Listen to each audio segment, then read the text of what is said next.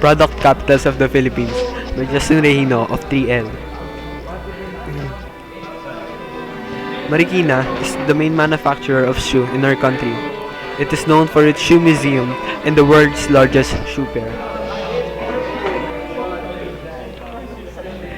Paete is one of the tourist attractions of Laguna because of its specialty in wood carvings.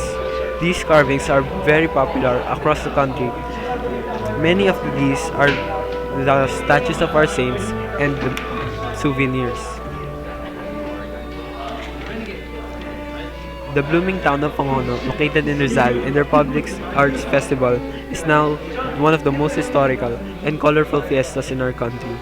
This was formed by the Neo Angono artists. Batangas is the main distributor of balisongs in our country. These knives can be used not only as a basic self-defense, but also as an everyday tool.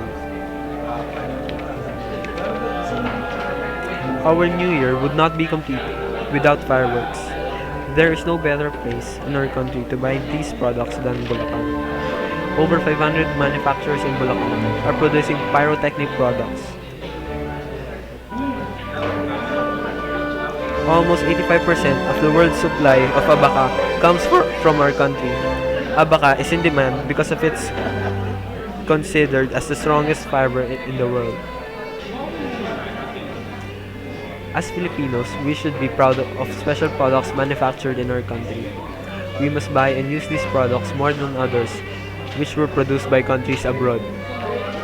By doing this, we could help our fellow countrymen and take part in improving our country's economy. Nowadays, with the world's global crisis, the Philippines experiences many difficulties, especially in terms of economy. By buying our own products, we may somehow help our country like the ordinary Filipino workers. But most of us tend to discriminate these products and instead buy products abroad which we think is more class and more durable. Sources: